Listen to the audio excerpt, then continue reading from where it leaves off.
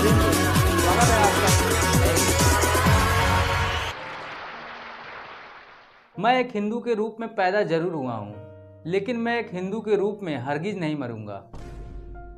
दोस्तों, बाबा साहब अम्बेडकर ने 13 अक्टूबर 1935 को नासिक के एवला सम्मेलन में यह ऐलान किया था, लेकिन दोस्तों फिर भी डॉक्टर भीमराव अम्बेडकर को हिंदू धर्म छोड़ने में 21 साल का वक्त लग गया।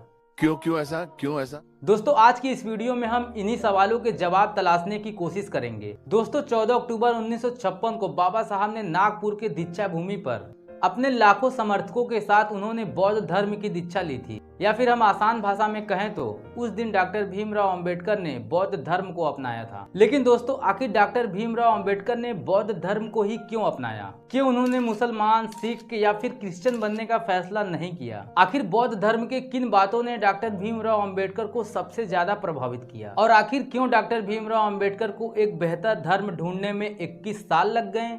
दोस्तों, आज की इस वीडियो में हम इन्हीं सवालों के जवाब तलाशने की कोशिश करेंगे। दोस्तों, वीडियो में आगे बढ़ने से पहले आपसे अनुरोध है कि अगर अभी तक आपने हमारे इस चैनल को सब्सक्राइब नहीं किया है तो जल्दी से सब्सक्राइब कर लें। तो चलिए दोस्तों, बिना देरी किए हुए वीडियो को शुरू करते हैं। दोस्तों, यह सवाल अक्सर लोगों के मन में आता है कि डॉक्टर भीमराव अंबेडकर हिंदू धर्म छोड़ने के बाद बौद्ध धर्म को ही क्यों अपनाया? इसके बारे में कई तरह के भ्रम भी फैलाए गए हैं और इसी संदर्भ में अक्सर यह सवाल भी पूछा जाता है कि आखिर उन्होंने हिंदू धर्म क्यों छोड़ा और ईसाई धर्म, इस्लाम धर्म और सिख धर्म को क्यों नहीं अपनाया? दोस्तों, इन सवालों का मुकम्मल जवाब डॉक्टर भीमराव अंबेडकर के लेख बुद्ध और उनका धम्म में विस्तार से लिखा हुआ है। अपने द्वारा लिखे गए इस लेख में डॉक्टर भीमराव अंबेडकर ने बताया कि क्यों बौद्ध धर्म उनकी नजरों में श्रेष्ठ है और क्यों यह पूरी मानव जाति के लिए कल्याणकारी है। दोस्तों, अंबेडकर द्वारा लिखे गए इस लेख में उन्होंने दुनिया के सर्वाधिक प्रचलित 4 धर्मों बौद्ध धर्म, हिंदू धर्म, ईसाई धर्म और इस्लाम धर्म की तुलना की है। डॉक्टर भीमराव अंबेडकर इन 4 धर्मों को अपने अलग अलग कसौटियों पर कसते हैं। सबसे पहले वह इन 4 धर्मों के पैगंबरों, संस्थापकों तथा अवतारों की तुलना करते हैं। दोस्तों, डॉक्टर भीमराव अंबेडकर तुलना करते हुए अपने लेख में लिखते हैं कि ईसाई धर्म के संस्थापक ईसा मसीह खुद को ईश्वर का बेटा घोषित करते हैं और अपने समर्थकों से कहते हैं कि जो लोग ईश्वर के दरबार में प्रवेश करना चाहते हैं उन्हें उनको ईश्वर का बेटा स्वीकार करना होगा। वहीं इस्लाम धर्म के संस्थापक मोहम्मद खुद को खुदा का भेजा हुआ पैगंबर घोषित करते हुए यह घोषणा करते हैं कि मुक्ति चाहने वालों को न सिर्फ उन्हें खुदा और पैगंबर मानना होगा, बल्कि यह भी स्वीकार करना होगा कि वही इस धर्म के आखिरी पैगंबर हैं। दोस्तों, इसके बाद डॉक्टर भीमराव अंबेडकर हिंदू धर्म की बात करते हुए लिखते हैं कि इसके अवतारी पुरुष तो ईसा मसीह और मोहम्मद से भी आगे बढ़कर खुद को परम पिता परमेश्वर घोषित कर देते हैं। दोस्तों, गौतम बुद्ध ने कभी मुक्तिदाता होने का दावा नहीं किया। इन तीनों धर्मों की तुलना गौतम बुद्ध से करते हुए डॉक्टर भीमराव अंबेडकर जी लिखते हैं कि गौतम बुद्ध ने एक मानव के बेटे के रूप में जन्म लिया और एक साधारण पुरुष बने रहने में ही संतुष्ट रहे और एक साधारण व्यक्ति के रूप में वह अपने धर्म के प्रचार प्रसार में लगे रहे। कभी भी किसी अलौकिक शक्ति होने का दावा नहीं किया और ना ही अपने किसी अलौकिक शक्ति को सिद्ध करने के लिए कोई चमत्कार दिखाएं। दोस्तों, गौतम बुद्ध ने मार्गदाता और मुक्तिदाता में स्पष्ट रूप से भेद किया। वहीं दूसरी तरफ ईसाई पैगंबर मोहम्मद और कृष्ण ने अपने आप को मुक्तिदाता होने का दावा किया, जबकि गौतम बुद्ध केवल मार्गदाता होने पर ही संतुष्ट थे। दोस्तों, डॉक्टर भीमराव अंबेडकर ऐसा कोई धर्म स्वीकार करने के लिए तैयार नहीं थे जिसमें ईश्वर या ईश्वर के बेटे, पैगंबर या खुद ईश्वर के अवतार के लिए कोई जगह हो। और बुद्ध धर्म एक मानव धर्म है जिसमें ईश्वर के लिए कोई भी जगह नहीं है। दोस्तों, बौद्ध धर्म विश्वास पे नहीं बल्कि तर्क और अनुभव पर आधारित है। इन 4 धर्मों की तुलना डॉक्टर भीमराव अंबेडकर इनके ईश्वरी वाणी के संदर्भ में करते हैं कि इन 4 धर्मों के प्रवर्तकों के बीच एक और भी भेद है। ईसा और मोहम्मद दोनों ने यह दावा किया कि उनकी शिक्षा ईश्वर या अल्लाह की वाणी है और ईश्वर की वाणी होने के कारण इसमें कोई भी गलती नहीं हो सकती और ना ही इस पर शक किया जा सकता है।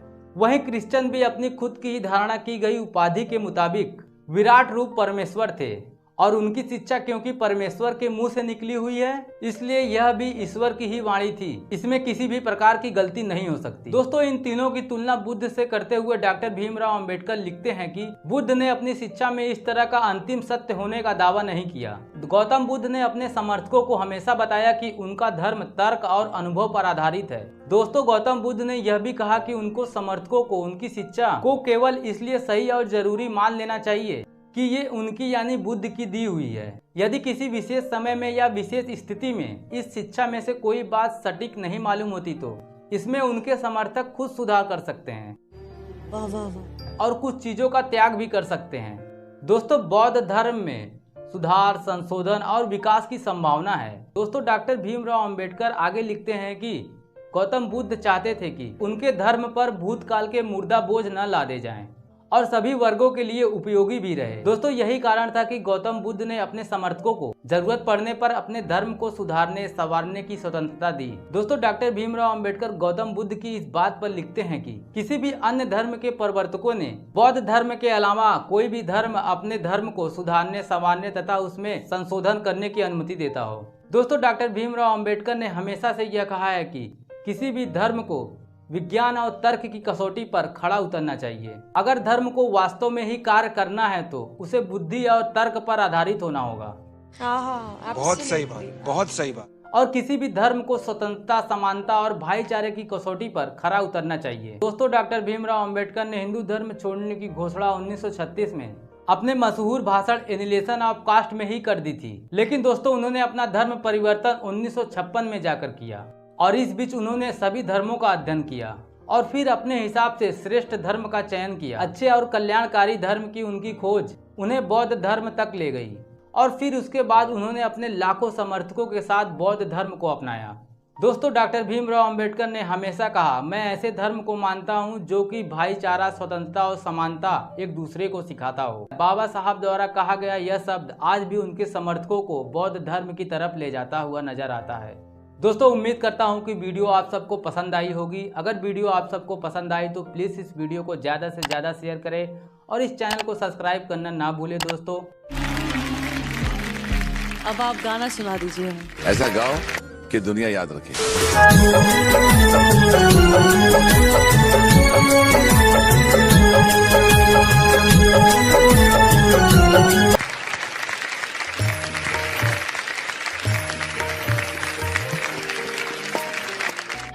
तो दोस्तों, वीडियो कैसा लगा कमेंट करके जरूर बताएं और वीडियो को जितना ज़्यादा से ज़्यादा हो सके शेयर करें, क्योंकि दोस्तों समाज को जागरूक करना हम सब का कर्तव्य है। तो वीडियो को शेयर करें, चैनल को सब्सक्राइब करें।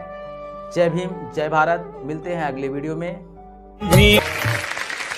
तो दोस्तों, मिलते हैं अगले वीडियो में। तब तक के लिए जय भीम, जय भारत।